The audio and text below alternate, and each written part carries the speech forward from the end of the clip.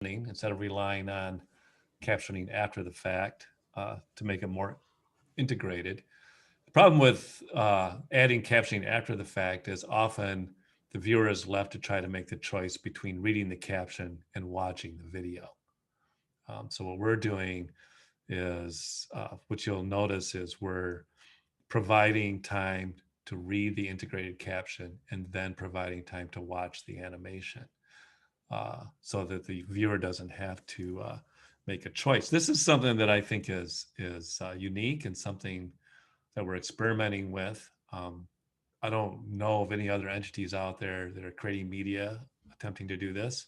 Part of what we do in this class is do something innovative so that our students can see what that's like and experience all of the struggles and failure that kind of come along with attempting to do something that's not been done before.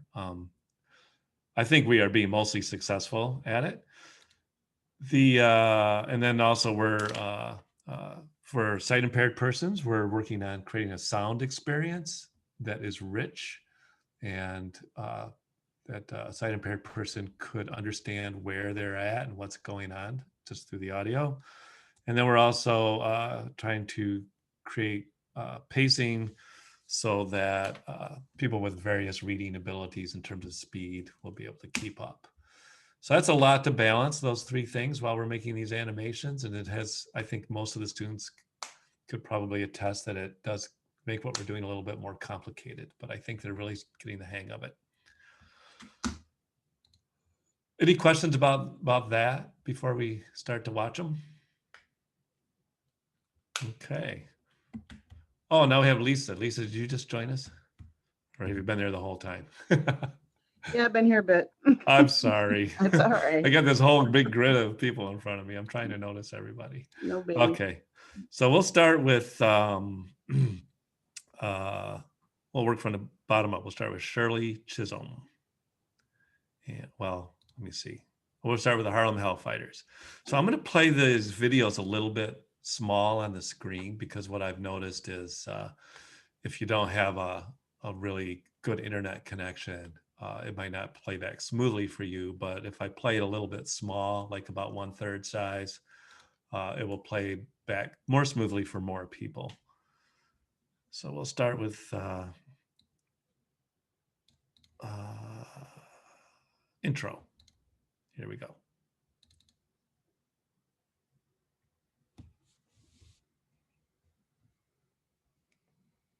Hey, Bill, you need to share your sound. Oh, dang. Okay. There's a button that we always have back. to click, and so he'll I click know. the I button. don't know why this long in the semester I still can't remember to click that. Well, you gave this big introduction about sound and I know. And then he was just gonna lip sync it, right? Yes, I was supposed to be singing there. Okay, anyway, I'm going to share. I'm going to click the right button. Oops, there it is, share. Are you seeing my screen?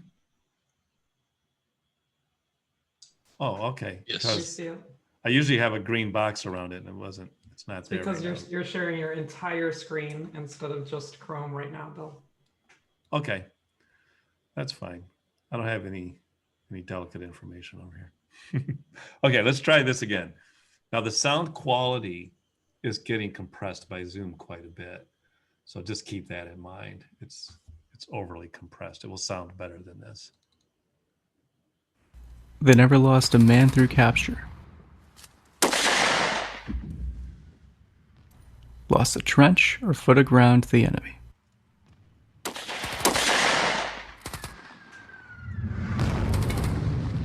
Wrote historian Arthur W. Little. And then that segues straight into recruitment, correct? Yes. Yes. Okay. The 369th Infantry was recruited as an African American unit, known as the Harlem Hellfighters.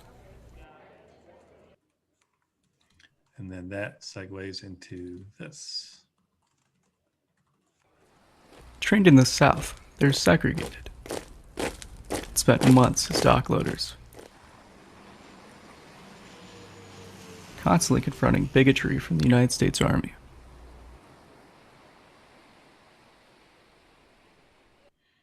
Okay, so that's the sequence of animations that this team has completed so far. Rebecca, do you want to say anything about them, or do we just want to open it up for some feedback? I guess they definitely go from more polished to less polished. The final scene has a lot of moving parts. It takes a while to get working together.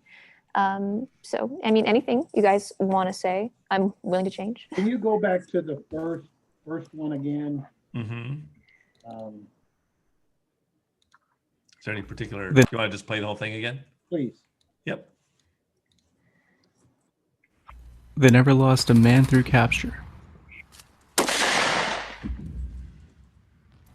Lost a trench or foot of ground to the enemy.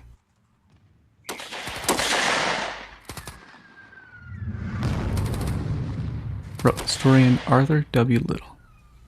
So this is a little thing, two little things. One, the shaking, which I'm particularly sensitive to because of just the way my brain works. Is that a part of, is that something that's on purpose? Or It is on purpose. it's on, okay, good. And then in terms of the words, this is a really, is it Rebecca? Yes. I can't see you, Rebecca. You're just a name on a screen. So I'll talk to that name. Mhm. When you use sentences, is it common in with the animation thing to that they be grammatically right? I mean, like having a period, not starting the slide with a capitalization, that kind of thing. Mhm. How does that work? I think that we were going back and forth on how we wanted to handle that because we do cut up a sentence into a couple different parts, and so I tried to do something that felt like it was like cohesive all the way through, but I could add period. I was just curious. Because I recognized that you had done that. And can you go to the second one if that's okay? Can I speak to that question Sure. quickly? So the Americans with Disabilities Act does have some guidelines on captioning, Mhm. and there is more than one way that they recommend, and one is with all the punctuation, Mhm. and one is without. Mhm. So at least from a from that standpoint, anyway, there is a choice. Yeah, so what I was thinking about that, and because most of these captions or captioned pieces are really short, I don't think, like this is one of the longer ones, yeah.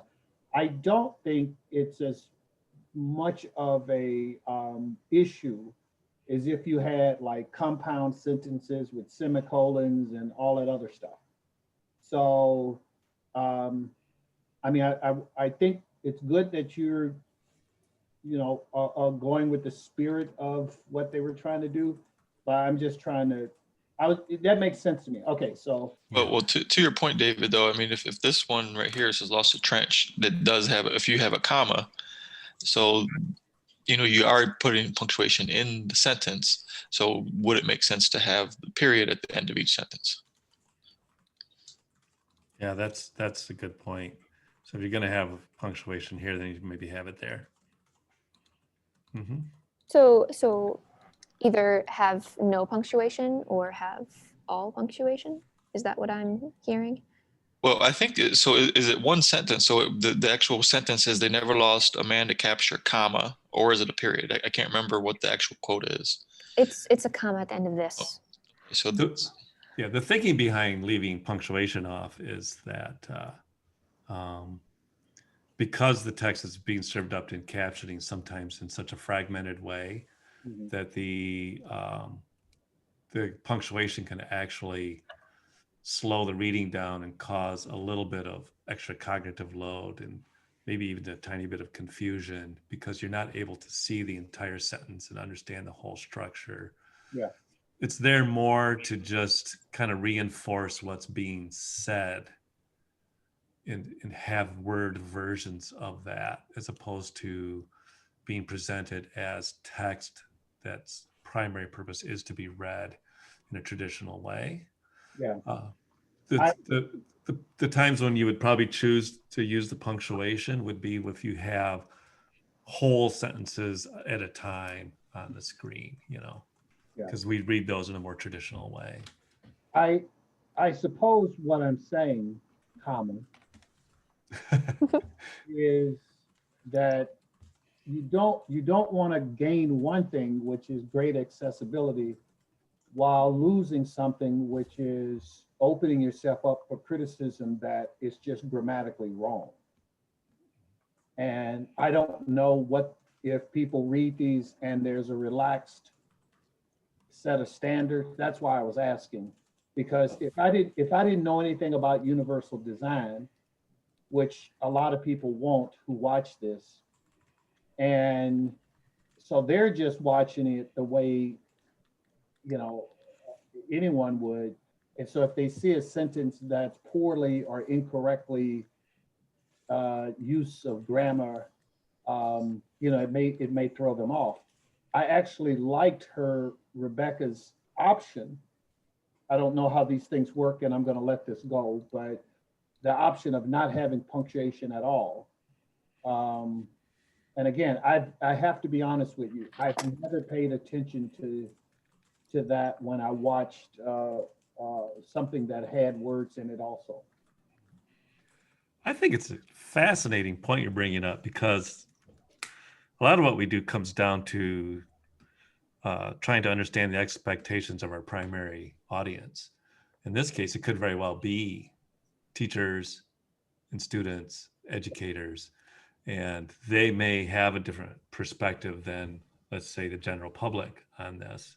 And they may care more about punctuation than, you know, others. So maybe this is a case, since it's educational media, where we should put the punctuation in because of our primary audience. Well, and it's not just the commas. I mean, if you're going to make the decision, the other decision to make is when you capitalize the first word that's in the like this right here, you know, you capitalize lost as if it's a brand new sentence. So Right. again, I don't know how to resolve this. I just would have written it like it was written. But whatever the standards are, and I mean, I'm sure you guys can kind of sort through that. Yeah. Well, I'm kind of leaning towards going ahead and doing everything grammatically correct because of our main audience.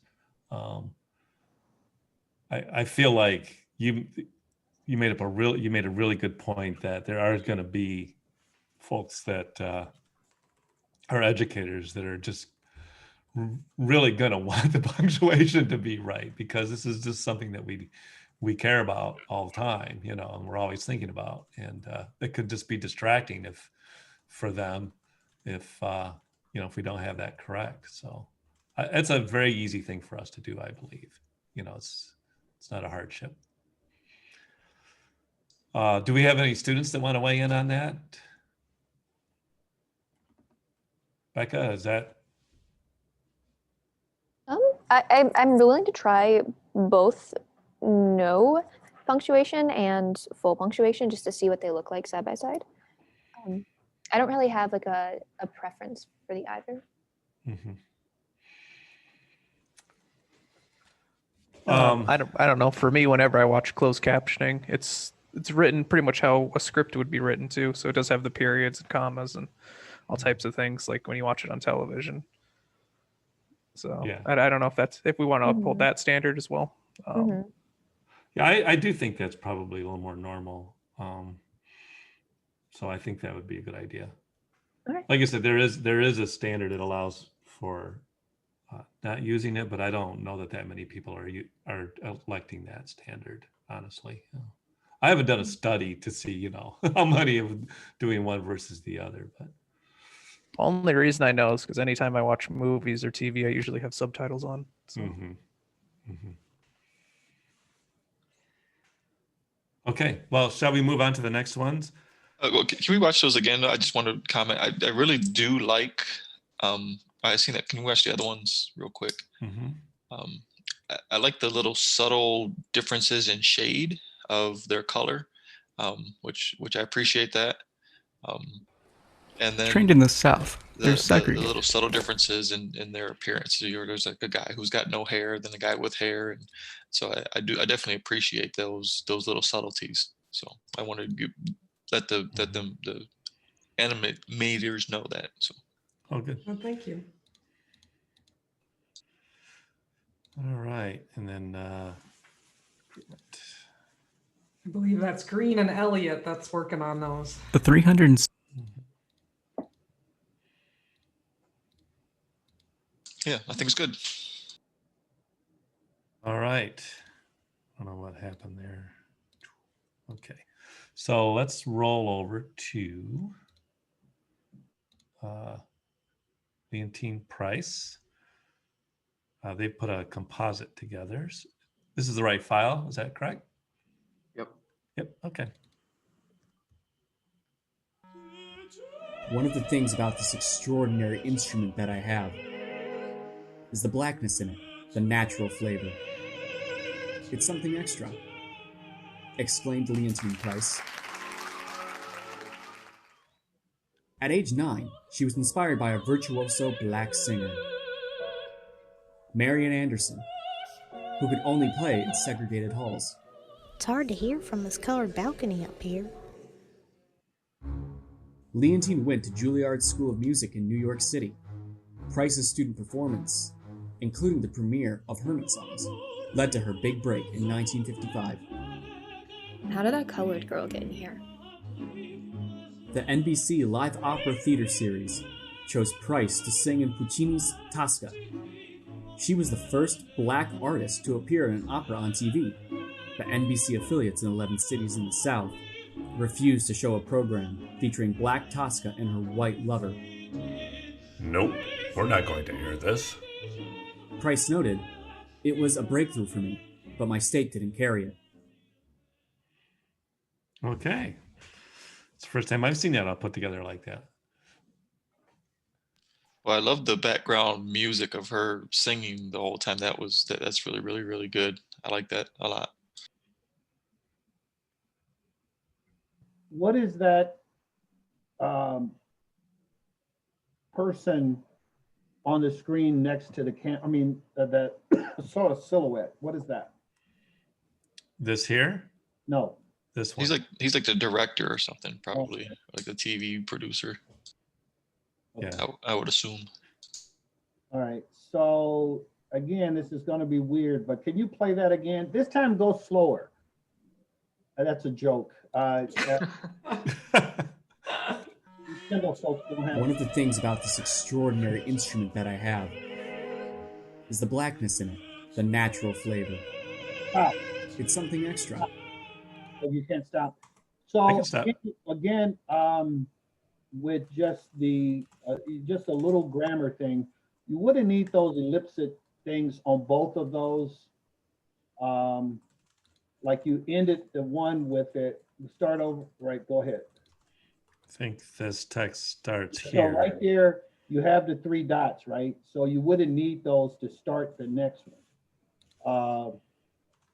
It's, like I said, it's just a little thing, but and by the way, I love the bolding, and by that I mean the making big whatever of the. I think that adds a little flavor to this. Go ahead, please. The blackness in it, the natural flavor. It's something extra, exclaimed Leontine Price. At age 9, she was inspired by a virtuoso black singer, Marian Anderson, who could only play in segregated halls. It's hard to hear from this colored balcony up here. Leontine went to Juilliard School of Music in New York City. Price's student performance, including the premiere of Hermit Songs, led to her big break in 1955. How did that colored girl get in here? The NBC Live Opera Theater series chose Price to sing in Puccini's Tosca. She was the first black artist to appear in an opera on TV. The NBC affiliates in 11 cities in the South refused to show a program featuring Black Tosca and her white lover. Nope, we're not going to air this.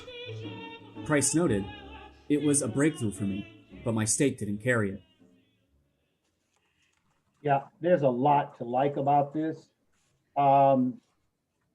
You know the slide, the one that has Virtuoso in it early on? Marian Anderson. It's the Marian Anderson's problem. Yeah. All right, so you don't need inspired by virtuoso black singer. You don't need a comma there. And performance, yeah, you can get rid of that. That doesn't help at all. And then let me hear them say the word when she's talking about, or he's talking about her performances. Let me hear that again, if you don't mind. Oh, will you hear that if I start from here?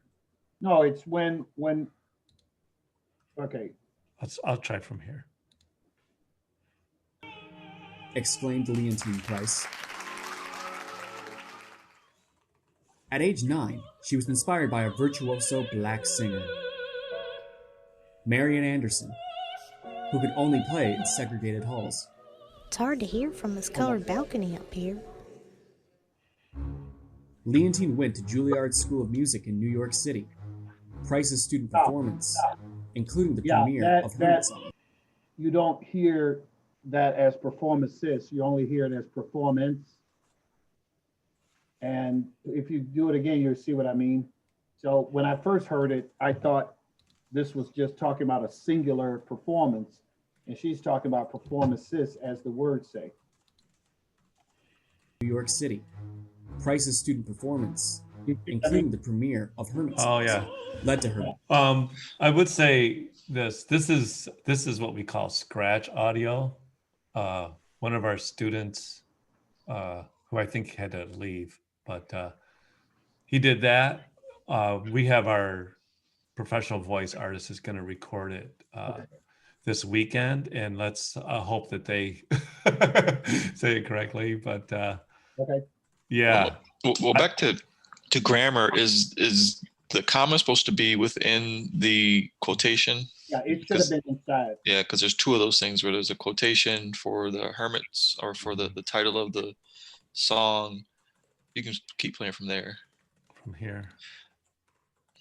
Leontine went to Juilliard School of Music in New York City. Right there. There's one. Price's student performance. The comma should be inside of the quotation. Yeah, we have so many people doing it wrong that pretty soon it'll be right. And then the next one too is for Tosca.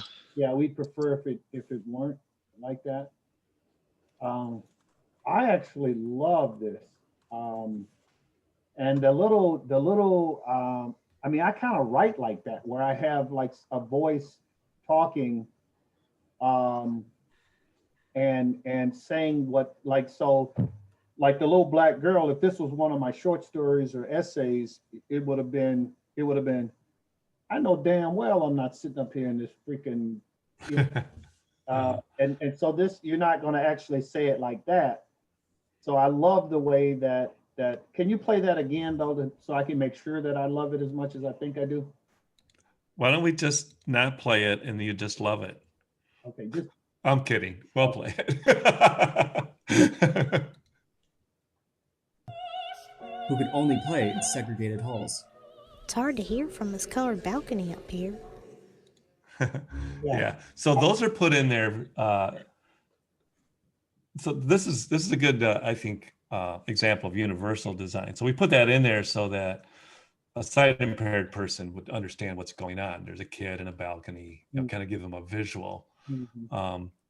But it also enriches the experience for everybody. You know, it just ends up enriching it for everyone. So this won't be lengthened. I mean, this is the whole thing, right? this is, well, so far, yeah, no, this is about, does anybody want to say about what percentage this is? We're A about third? halfway done with most of these animations at this point. So This one's about 40% done. Is that 40. right, Price Team? Yeah, there's one part of the story and then the call to action in a firm. Yeah, so it's an in progress. Yeah, I guess what I was trying to, yeah, so that's good. So this is the front end of what's likely to be another minute and a half? Yeah, something like that. Okay.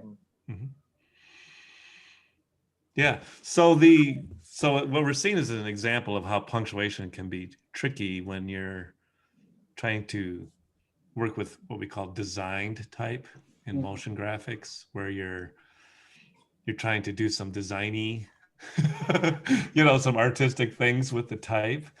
It makes and that's why they have that standard where you can leave out the punctuation if you're trying to design the type more. But that being said, I still feel like getting the punctuation right is good for us because of our audience. But it is an example of how, like the 3 dots, I remember talking with that team about that. Somebody want to speak to why you did the 3 dots at the end of one and at the beginning of the other? Well, I wasn't about the text, but it was, I think, just like to make it, well, for one thing, that's a quote rather than like the omniscient narration. And then also just to make sure it flows as best as possible. But So like a visual cue that we're It's picking a up where we design left element. off. Yeah, I think Kaylin worked on the text of this, but in motion design, that's common to put the ellipsis in front. Yeah. So Extenuated. It's almost like a cue that there's a pause in front. yeah, I don't have a problem with it being in front. It just doesn't need to be behind and in front. And so because I was sitting here thinking to myself, which would make more sense? Would it make more sense to end the one slide with it or to begin the next slide with it? Again, I can only speak from me reading or watching something that would have distracted me. Right. So I think we'll adjust that for sure. And Okay, we'll thank you. really pay a lot of attention to trying to get all the punctuation and everything grammatically correct on this. But the big thing you're hearing is that, wow, this is really cool. Oh yes, we're hearing it. Yeah, all right. Okay. And I I think see this thing that- about the punctuation is it's really relevant. It's a really good conversation that we're having. I see that Jen has a question and that was put in the chat. Thanks, Jen. There will be professional voiceover work on all of the videos. Yeah. We do. Franklin is one of our professional voiceover artists now. Don't call me that. we just deemed him that, and so he will voice 2 of them, and then we have a lady who's going to voice the other 3, and she's going to be recorded this weekend. Is that true, Franklin? Yeah, I'm gonna duck out when they're to play those 2. So Well, he's not actually getting paid directly for those services, but you're paying him for the voiceover work, I guess, I David. guess I am. Yeah, you didn't know that, but Yes. Okay, let's move on to Rube. This is where we will get to hear Franklin's voice.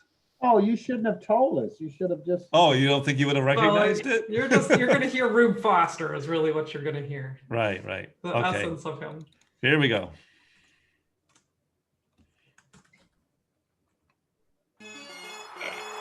The greatest baseball pitcher in the country. That is what the best baseball players of the white persuasion that have gone against him say. Rube Foster never had the opportunity to test his skills in the whites-only major leagues of baseball. Unable to play in the all-white major leagues, he started his career in Waco, Texas. Andrew Rube, the Big Texan Foster, was a talented pitcher and a gifted showman. He played for and managed nearly a dozen Negro League teams across the Midwest and the Northeast. In 1911, he leased the old Chicago White Sox field, where he started and owned the Chicago American Giants, and dominated the independent Negro baseball leagues. Foster then convinced the other club owners to create the Negro National League in 1920.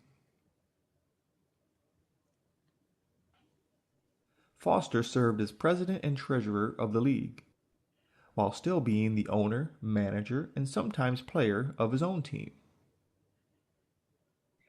The league flourished as players' salaries, notoriety, and attendance grew to unprecedented levels. The league folded in 1931, a year after his death. It respawned in 1935 and continued through the 1960s, producing Hall of Famers like Willie Mays and Satchel Paige. Oh, I love that last bit. Boy, you all got a lot done this last week. There's a lot of art, yeah. Way to go. Yeah. So there's still a bunch of audio, music, and effects and stuff to add to that. But Yeah, well, there'll be like little background effects and sound yeah. to go along with it. Like So it's not batting just, sounds and yeah. yeah, and crowd noises Crowd and maybe noises. conversations or something. So how did you think you sounded there, Franklin? Oh man, I hate it. Yeah. It's just hate it. I'm sorry, thank you, but I hate it. Oh yeah, I loved it. I mean, I listened to your voice for quite a while, just cutting it up and different stuff like that. So yeah, I thought you did a great job. All right, so Well, I I'll appreciate I'll keep my opinion to myself. So yeah, so this one has more text in the boxes. Obviously, that ellipsis thing, the before and after, is much more common here than otherwise. And there's the one that has the 2 boxes in it. That seemed like a lot. And after his attendance. Oh. This one. Yeah. Does it show one box at a time? I wonder, this one. Right. So maybe this one can disappear. Yeah, and once again, this one pops you don't up. again, this is a good example of what I mean by the ellipsis. You certainly don't need it if that just comes right after. Yeah. You see what I mean? Yep. Stop doing that. Okay. Okay, we will. And so what's going to be added? You say there's going to be crowd noises and are there some action shots in this one? Well, at the end, especially, I love this ending here. Watch this. Hall of Famers like Willie Mays and Okay. Satchel Paige. Yeah. And then there was also at the beginning. The greatest baseball pitcher in the country. That is what the best baseball players of the white persuasion that have gone against him say. Rube Foster never had the opportunity to test his skills in the whites only major leagues of baseball. So that's more like what, the audio effects will be. No, I like it. Mhm. What's the rest of the team? Cindy and Jennifer and Lisa, are you guys paying attention? I think it's great. I think it's fantastic. What question is that? Most of my actually concerns were about the voice stuff. Like I had a hard time actually understanding the reader in the first video, but then when you said that there's going to be a professional voiceover person, then that sort of answered some of the questions I have.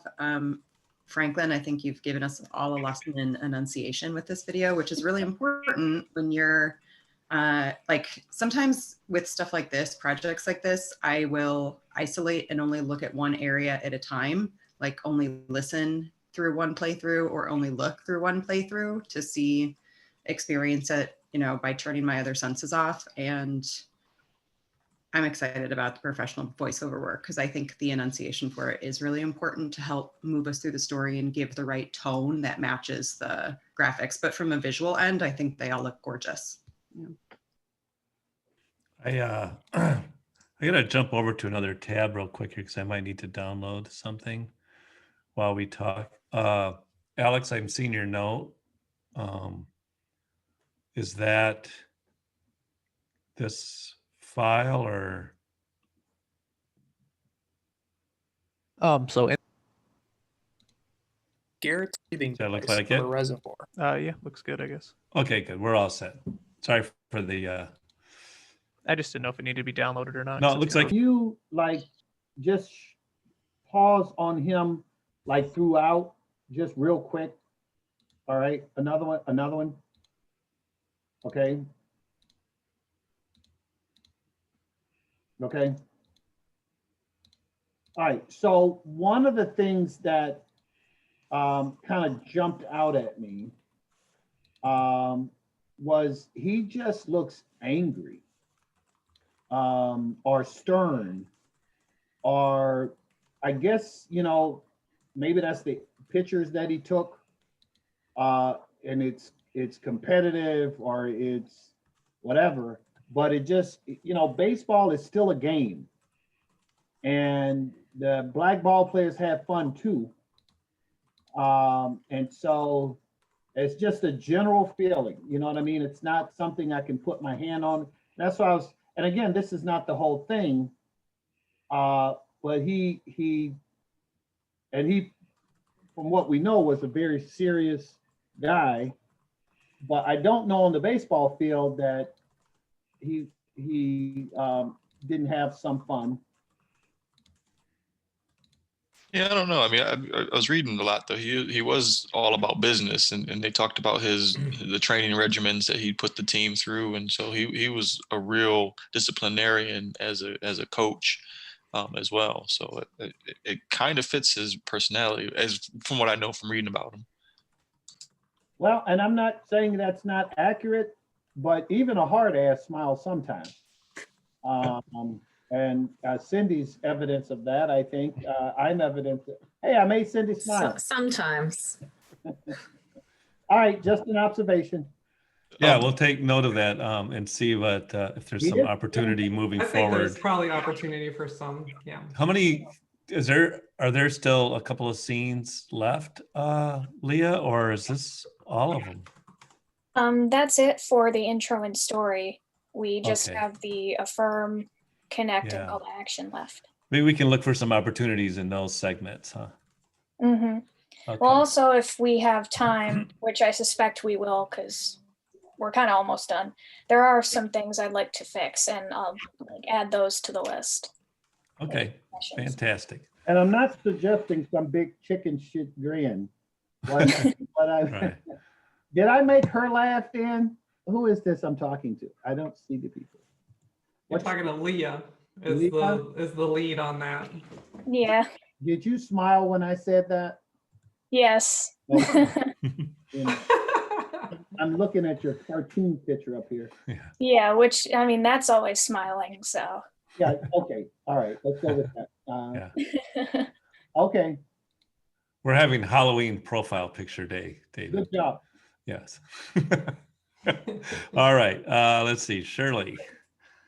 And with Shirley, we're doing scene 1. Shirley Chisholm once said, "Black male politicians are no different from white male politicians. This woman thing is so deep." Playing congressman. Who does she think she is? Women. Yeah, I like that. So I'm talking a lot because my team is letting me. I love this. And again, I love that other voice coming in. The little thing that jumped out at me though is when you started the video, her top lips looked like a mustache. Yeah, there's a Shirley Chisholm technical won- thing with that I think that our team still needs to fix. It's that transparency team.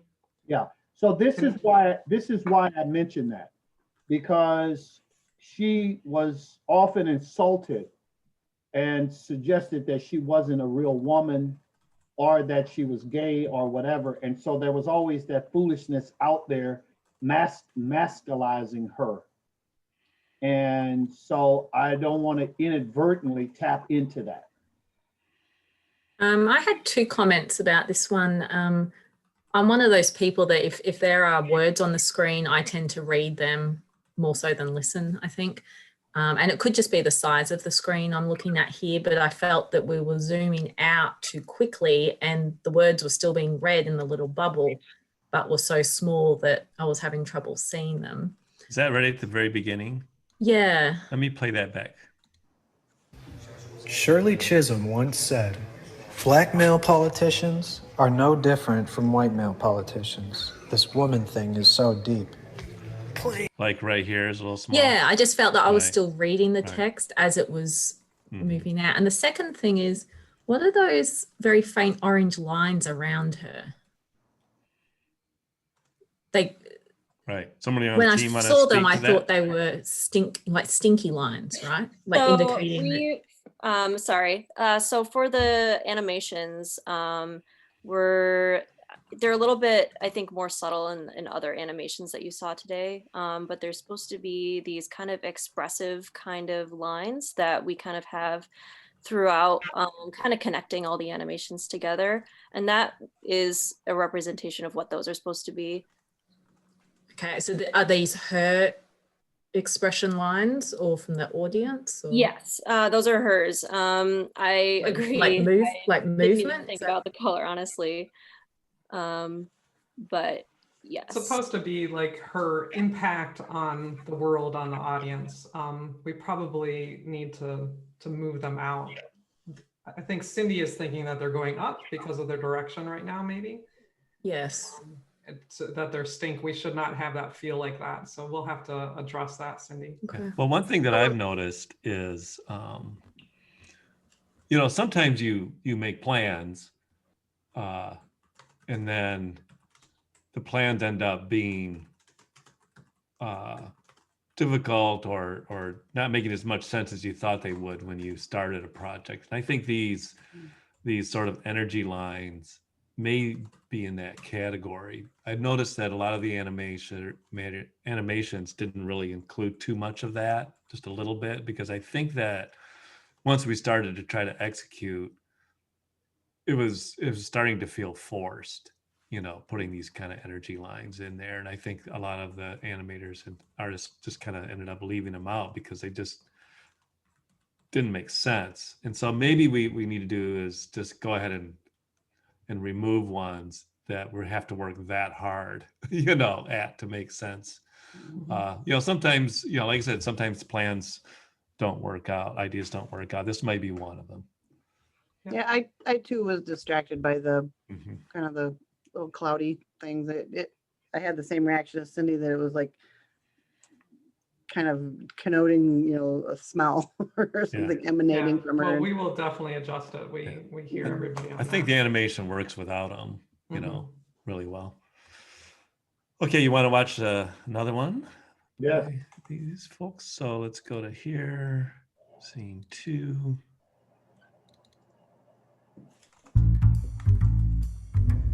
In her first congressional campaign, her opponent, James Farmer, said, "Women have been in the driver's seat in black communities for too long, and that the district needed a man's voice in Washington, not that of a little school teacher." I love the music. And then the other one is still in You Adobe put that Animate. one in I missed something on that one. Oh, okay.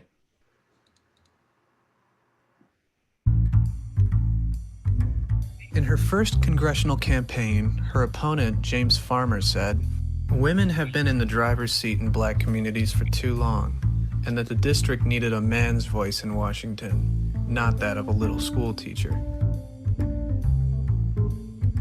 So that last scene, and obviously you're gonna have the reader, so they'll say far instead of for. But what's up with that hydrant or whatever that is right there? I think it's a poster on a telephone pole in the community. A campaign poster, is that correct? Yeah. Yes. We did try to push those background elements further back so they weren't so distracting. But if you think they're still distracting, we can definitely adjust that more. Yeah, it doesn't look like it's on a pole. Okay, yeah, for sure. Maybe we need some nails in it or staples into the paper. Can you go back to the beginning of it to see even when Shirley's is on the and if it shows if it's on the poll or not.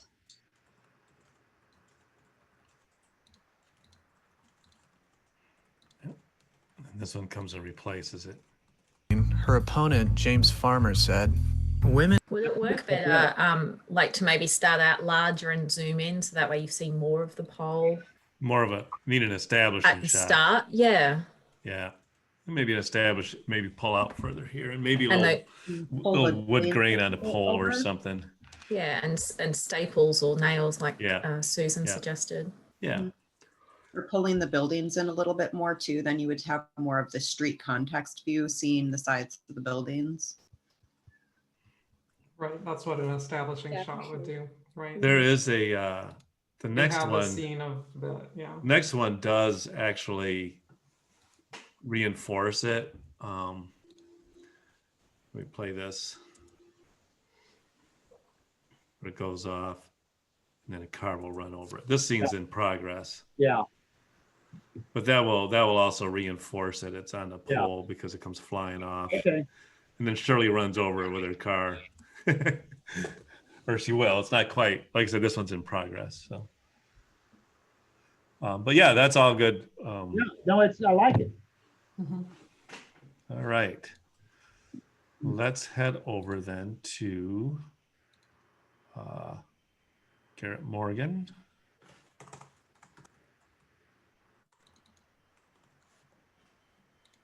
Oops, my mistake. Garrett's father was a freed slave when he was born in 1877. Oh, this His family is, I'm tree sorry. Let me included play the African- intro first. That's going to be in here, I believe. Is that right, Alex? Yeah, they're each in their own fold. Well, I'm looking for the intro animation. okay. So yep, if we go to animations and then intro. Yep, and then it should be that last There we one go. there. Mhm. It would be which one of these? This one? The last one. Yep, this is the newest one. Okay. What was life like before Garrett Morgan invented the 3-signal traffic light?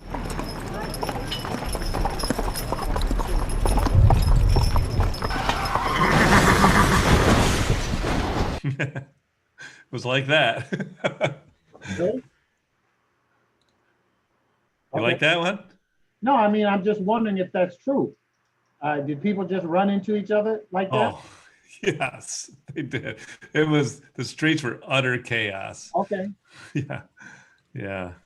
And now we're going to here and this one. Then it picks up here. Garrett's father was a freed slave when he was born in 1877. His family tree included African and Native Americans, as well as descendants of European whites. An inventor at heart, Morgan also designed the friction clutch drive used in engine transmissions, as well as hair refining products.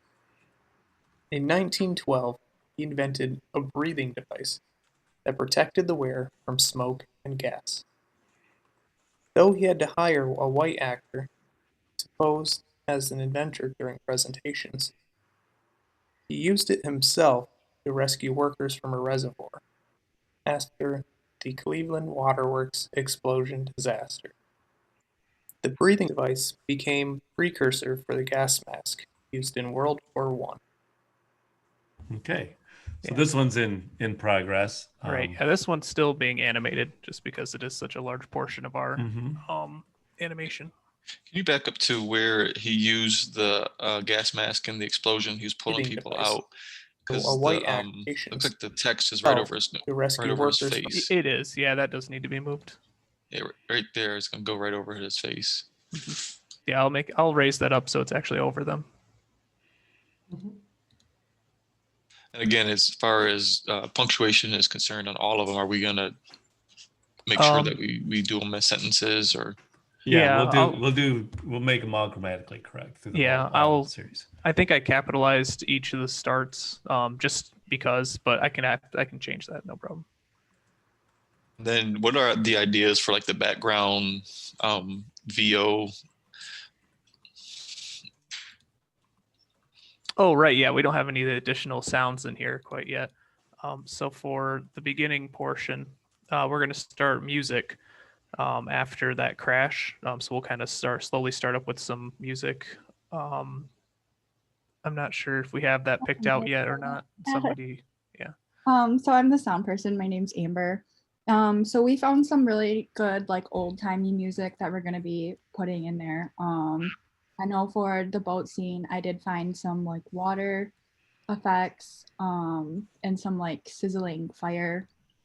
I have like some breathing, like heavy breathing when the mask shows up. Darth Vader sounds? Yeah, kind of. But they're gonna be super subtle, like in the background. There's gonna be music playing out throughout the whole entire thing. Okay. I do have some subtle like popping and like moving sound effects for like the arrows, and when they talk about the ethnicity, there'll be like a little bubble pop when those show up. Oh, okay. Let me speak to that. So we don't want to have sounds that correlate with abstract elements like an arrow, because if you're a sight impaired person, that sound won't make any sense. Okay. We learned that last semester when we tried this. Actually, Tyler Elias was working on that project, and we ended up taking out all of the audio that was kind of abstract like that, special effects audio, because if you close your eyes and listen to it, it doesn't make sense. So just a heads up on that. Okay. Mm-hmm. So Yeah. this is a little delicate. Oh no, go ahead. Yeah. I'm just trying to figure out how to frame it. Yeah. He was, go back to the first image of him. All right, so he was multiracial. And I've looked at lots of pictures of him. I would say that I would have him a little darker than this in this image. And quite frankly, I probably would have had Rube Foster a little darker also. And it's not trying to make a statement, it's just accurate. Sure. We can alter that. And yeah, absolutely. Is the part, go to the next image of him if you don't mind. Okay, so really that's the same. All right, go. All right, keep going. All right, so no. Go to the guy. All right, so what's going on? No. The one where you get transfigured in a kind of Michael Jackson way. Yeah, so on this frame here, this was just an error in the program, so it has hidden layers showing. So that's actually the storyboard art meshing with the actual art. So yeah, that was my fault when I exported that out. Dude, I thought you were being creative. I was not that. No. I thought I was gonna make a suggestion about it, but what I thought you were doing was having him like superimposed in some way into the white guy. But yeah, you weren't doing that, so we don't have to talk about it. No, yeah, this was just an anime issue. Yeah, I forgot to change some of the published settings when I exported it. Not a problem. You're helping to educate us here. That's awesome. And then if you go on, keep going right here. So is this, help me, excuse me, where is he when the person's pulled out, whatever? He's wearing the mask. So that's him right there? Yeah. Okay. All right, go to the scene right after that. So that's him right here. Go to the scene before that. All right. Yeah, I guess his clothes do change here. Yeah, it's not the same clothes. All right. Could be something we take note of throughout the. Yeah. Well, he's got a striped shirt on. Both of them. Right, but in the first shots, he has like his nice suit that he's wearing, that white one with the ascot. Well, sure, but this is a different place and time down there. It's a different day. I'm just wanting to make sure that that's actually the same. looks like it's the same as the next scene.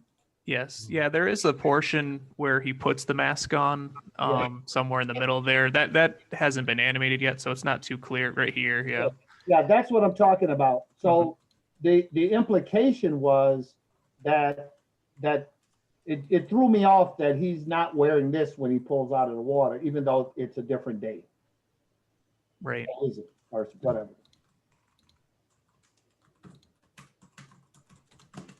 I guess this is business person, engineer Morgan that they're illustrating. And then this is a whole different time and place where it's rescue person. Okay. Morgan. Well, and doesn't the text say he used the device to rescue people from the explosion? So I mean, the text itself indicates that he is the one using the device. Right. That is true. And the voiceover was me, so I'm not exactly clear with my voice. I'm not a voiceover artist, so I just recorded myself with my head or little microphone here. Okay. So hopefully it's a little more clear once we have the professional voice in there. Okay. All right. Yeah, it's good stuff. It seems like we haven't done 5 of them. Who did I miss? No, I think that was all 5. Was it? But there's no Hellfighter. Oh no, we did that one first. Hellfighters, Price, Foster, Shirley, and Morgan. Oh, okay, we did make it through them all. All right. I was just having so much fun. I didn't want to stop. I know, and it's harder to make it through stuff when I'm involved. Oh, you're doing great. Yeah, it's really exciting to see all the animations really come together.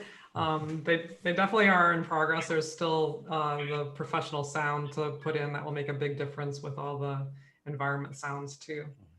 So we did make some important decisions today, even though they're not going to be huge changes. They're important changes that we will be able to implement on the things that are already completed and moving forward. So, all right. So who historically, when you guys have done this, who's been the audience, and how is the audience this time different in terms of, like, is there, I mean, do you guys post this somewhere? Are we gonna have use of it as we want? Is there an opening? How does that all work? Susan, you want to speak to that? Sure. So we've worked with a lot of different types of audiences. The EPIC project really focuses, however, on educational media, which is your museum is definitely a part of educating people. We often have middle school as our audience, which I think we've had as a goal for that to be a part of the audience, although we can certainly go broader with the Jim Crow Museum works. I think the goal for posting it would be that the work would be shown through the virtual museum tour as the click-in buttons that take us to YouTube. And we've also discussed having the videos be able to be played directly in the museum, perhaps on a television display. Beyond that, we can have more discussions as to what that would also be. I think we've also talked about having them be on a YouTube channel for the museum so that there's a specific playlist or part of your channel that they're on. Does that sound about right to you folks?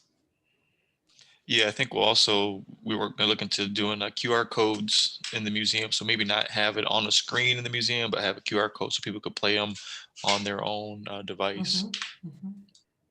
So, but when we finish, had we planned on like announcing that we're done and maybe having a thing where we invite some folks to look at them collectively and maybe meet the animators? I think that's a great idea. Of course, we're dealing with a pandemic too right now. So our goal is to have it be finished at the end of this semester. So December 10th is our final in terms of our students will be essentially handing files over to you at that time. That is a good time to have a review if you would like to invite more people to see it, in terms of maybe people from the Diversity, Equity, Inclusion Committee that you're there with, maybe David Eisler and Tara McCracken, the presidents, and other people from the community, scholars interested in Black history and the Jim Crow era. We're hoping that that your team can help to produce that sort of an event potentially of gathering people together.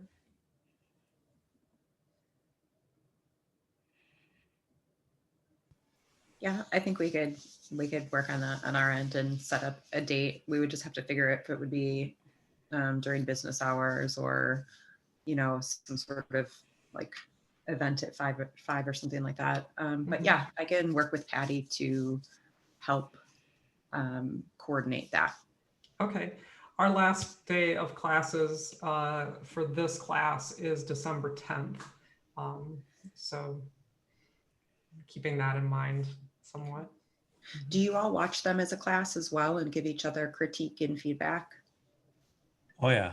Yeah. Yeah, that would be so. I don't know that the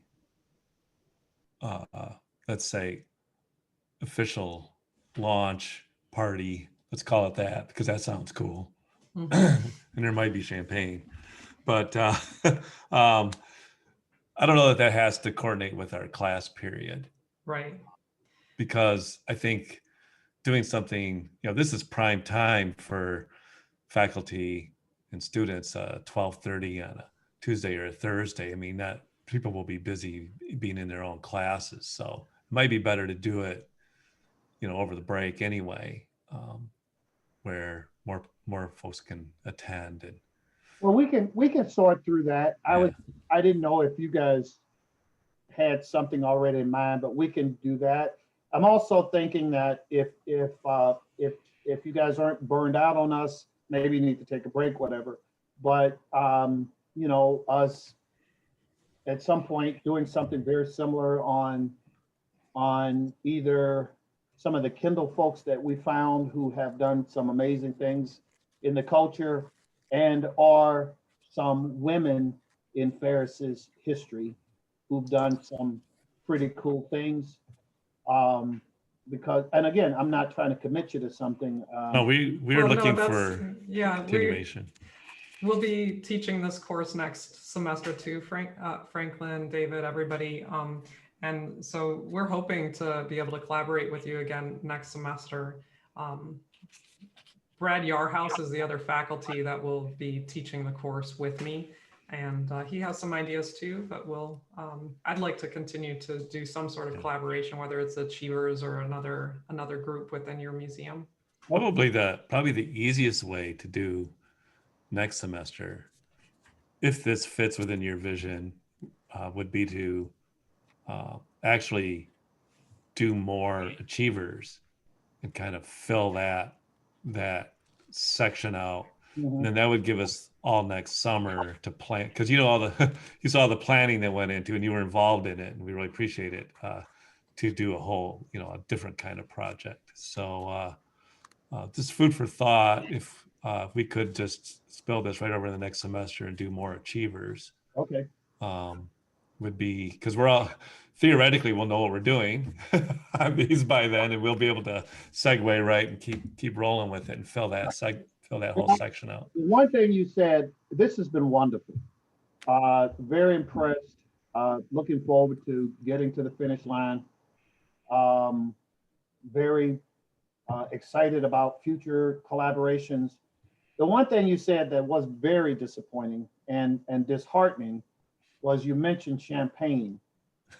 And our founder was a dry. Oh. And the members of my team are all dries. We don't drink. Right. We find that reprehensible.